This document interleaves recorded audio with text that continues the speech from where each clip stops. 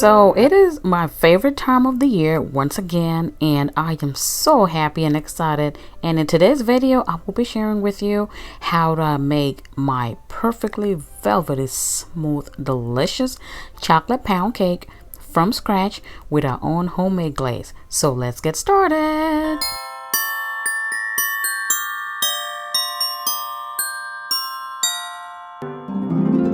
So starting off with a dry ingredient, so in a bowl I am going to sift 3 cups of all-purpose flour. All right, and just dump that in there, and to that I will be adding 1 teaspoon of baking soda and also 1 teaspoon of baking powder. I would also be adding a pinch of salt and also half a cup of my favorite cocoa powder, and it is this Ghirardelli Dutch process cocoa powder, and it's unsweetened, by the way. So half a cup of that goes into it, and I'm just gonna go ahead and sift all of this. This just helps to aerate our flour mixture and also get rid of any lumps. Once I get it all through my sifter, I'll just go ahead and you can use a spatula or whisk just to incorporate everything together, and we will put our dry ingredients on the side and move on. Now I will be using my stand mixer today. You could use your hand mixer if that's what you have. To that I will be adding 3 sticks of unsalted butter, okay, and make sure that they are at room temperature. It's so important. All right, now I'm starting off and trying to cream this butter. That's why it's important to have it at room temperature, so that this process will not take so long and your butter will be nice and smooth. We are trying to get the perfect texture for our cake at the end. All right, so I've been beating this butter for about 2 minutes or so, and as you can see, you always want to stop in between and scrape down your bowl. Whether you're using a stand mixer or a hand mixer, you always want to do that. Now I am going to be adding 3 cups of sugar. This is just the regular granulated sugar, and that's what I'm adding. And you want to make sure that you're beating this on medium high speed. You want to cream the butter and the sugar until it's really nice and smooth and not so gritty, okay? And make sure in between, again, stop and scrape down your bowl and your palette attachment and keep on going. Now to my butter I'm going to be adding 5 eggs at room temperature, but I am adding 1 at a time and mixing it in between. So 1 egg goes in, and then I make sure that I mix it properly for about 30 seconds or so before I go in with the next egg, and I'm gonna do that for all 5 eggs. Again, pound cake just wants a lot of patience. If you want that bomb texture at the end that's gonna melt in your mouth, just give it time, okay, and it will come out perfect every time. And per usual, all the ingredients that I used today will be listed in the description box below for your convenience, so feel free to check it out. Okay, so now that I have added the last egg and beat it, this is what it looks like. You can see that our mixture has really lightened up quite a bit because of the eggs. So I'm scraping down my bowl one more time, the sides and the bottom of it, and then at this point I am going to just beat it again for maybe a minute, just in case. And now it's time to alternate between our dry ingredients and our wet. Now I am not using milk in this recipe. I will be using 1 cup of sour cream at room temperature, and trust me, if you have never used sour cream in your chocolate cakes, you are missing out. Try it, substitute it for the milk, and come back and let me know, okay? It will be really good. So now what I'm doing is alternating between the flour and the sour cream, and you want to end up with the flour mixture, okay? So that's just what I'm doing, going in with the flour, beat it, and then going back in with my sour cream. This is gonna give it that really nice and dense but yet very rich and soft texture, which you'll be able to see at the end. If you try this recipe, please come back in the comments and let us know how it turned out, because man, I was so happy with the result of this pound cake. This is definitely a keeper. Definitely worthy for that Christmas dinner table. Okay, now I have everything in there. I am going in ahead, scraping my bowl, my sides, and then this is the last bit of the flour mixture that I'm just adding in there. And let me tell you, it just makes such a big mess, but it's okay, I can deal with it. Don't also forget our vanilla extract. I am using 2 teaspoons of vanilla extract, so just 2 healthy splashes, and that will do the trick. Scrape your bowl one last time and then beat it again, because I can still see some pockets of flour, so just beat it again for no more than a minute, and then we'll prepare our last ingredient. Now I have some boiling hot water right here in my cup. I am adding 3/4 cup of boiling water, and to that I will be adding 1 tablespoon of instant coffee, and I'm using decaf coffee. Coffee is a must-have in your chocolate cake if you want that bakery style, just beautiful cake. Okay, you want to add coffee to it. So to that, I will just start my mixer again and start adding all of that coffee mixture. Again, 3/4 cups of hot boiling water to 1 tablespoon of instant coffee. And let me tell you, once this cake hits your oven, baby, you would be able to tell the difference. It's gonna smell so good.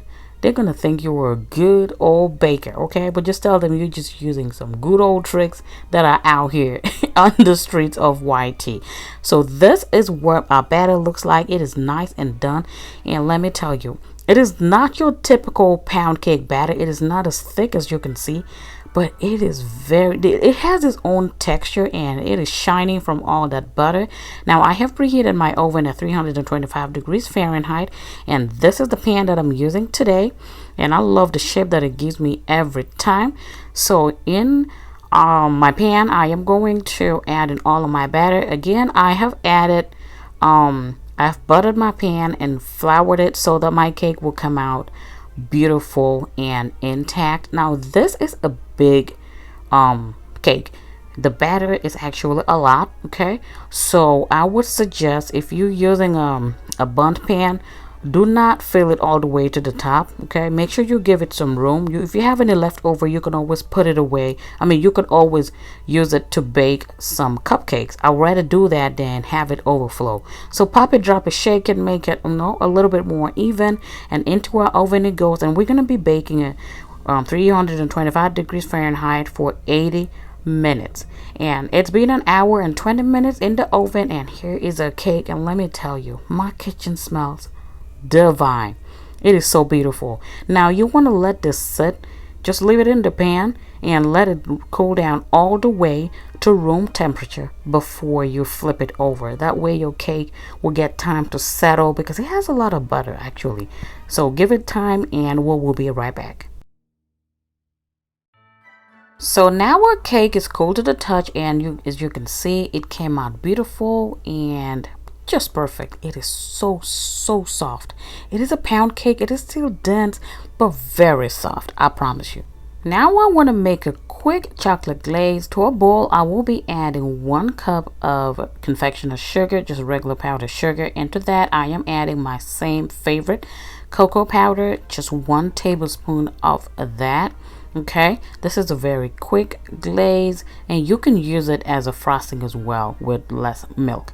To that, I will be adding 3 tablespoons of unsalted butter at room temperature. Okay, and now I'm going in with my hand mixer and just combining all of this together. Please use a tall bowl if possible, because it makes a lot of mess. And now I am going to be adding some whole milk gradually. I'll go with 1 teaspoon at a time because I don't want to mess it up. And at the same time, I will also add half a teaspoon of vanilla extract. Really simple glaze, and I'm telling you, it tastes so good as well, and it just goes perfectly with the cake. So here is my 2nd teaspoon of whole milk, and I eventually used 5 teaspoons of milk. So depending on how thick or runny you want your glaze to be, you could just stop at 5, 4, 5, or even 6. You could go up to 6 as well and just have a really nice glaze. But like I said, if you want it to be thicker, then you definitely want to cut down on the milk. So do it gradually, and once you get the consistency, just stop. So this is what it should look like. It should be really nice and smooth. Make sure you beat it nice and smooth. You can even use a whisk for that. It is so simple, does not take more than a minute to do this at all. Now here it is. Now cake is nice and ready to be glazed. Oh, look at that beauty. It is shining from that butter. So perfect. Now just go ahead and just be generous and drizzle this baby all over.